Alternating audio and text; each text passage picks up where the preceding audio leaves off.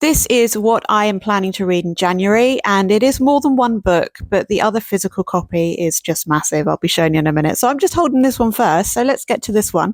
This is Gill Paul's Another Woman's Husband, and I am very, very thankful to the author. What happened was that we happened to be talking about Wallis Simpson, who stars in this book, and Gill very, very kindly gave me this copy. So thank you very much, Gill. And I am enjoying it, safe to say. It has two narratives, one from 1997 and one from the 1920s, 30s, 40s. I don't know how far it's going to go exactly.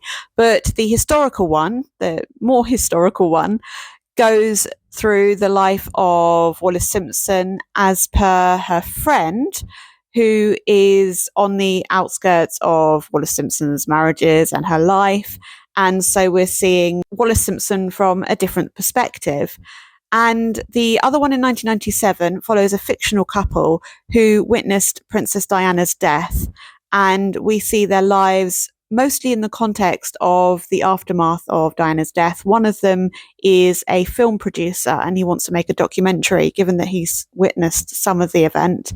And the other member of the couple is a vintage clothes boutique owner, and she has a robbery happen and she has to work out what's going on with her shop, how she's going to pay for her rent and keep the shop going. And that's kind of where I am so far, but it's really, really good. It's definitely a Gill Paul book. There are some things about this book that I've loved in other Gill Paul books. She's just really good at just giving you the story, and the description just always works, and there's no info dumping. It's just really lovely to get into one of Gill's books and know that you can just sit down and enjoy it, and also just have a really, really great literary experience.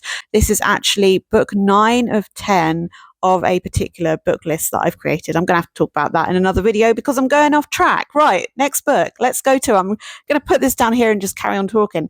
Right, here's the massive book.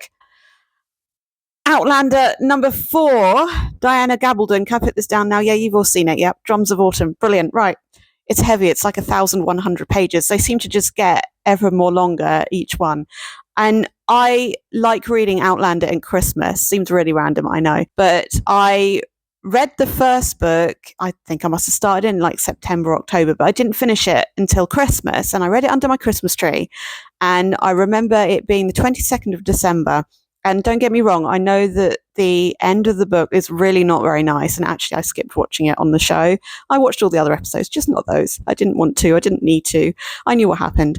So, yeah, there I was reading it under my Christmas tree on the 22nd of December. And then that date was in the book. And it was one of those, oh my goodness, that's really spooky. So ever since then, I've kind of seen Outlander as a Christmas book, even though it's not. And I did also start watching the series on like the 30th of December of that Christmas when I started the books. So here I am, book 4, Drums of Autumn, down here as I've just shown you. And I started it around Christmas. Next book then, I'm going to stand over here. I am hoping to read, this is the plan, Natalie Jenner's Austen at Sea. The reason I say plan is because it isn't out until May. Thank you very much to Natalie Jenner for a copy of the book. So I might end up getting to it in February or March.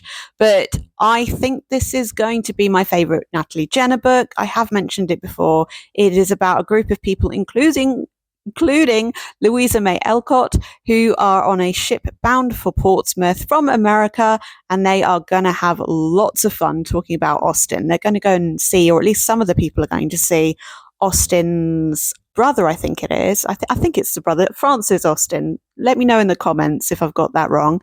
So yes, I'm really looking forward to that one. Also, another ebook, Orlando Ortega-Medina's Emerald Road. I've also mentioned this as well.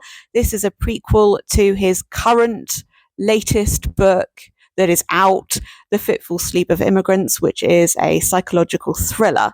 And this particular book, Emerald Road, is going to concentrate on my favorite character from the previous book, which is really, really lovely because I really did love that character. And I think there's a dog that can speak, or the character can hear the dog speak. There's a slight bit of magical realism in there. I've just read like the first chapter just to check it out. So it's going to be quite a different experience, and I'm really, really looking forward to it.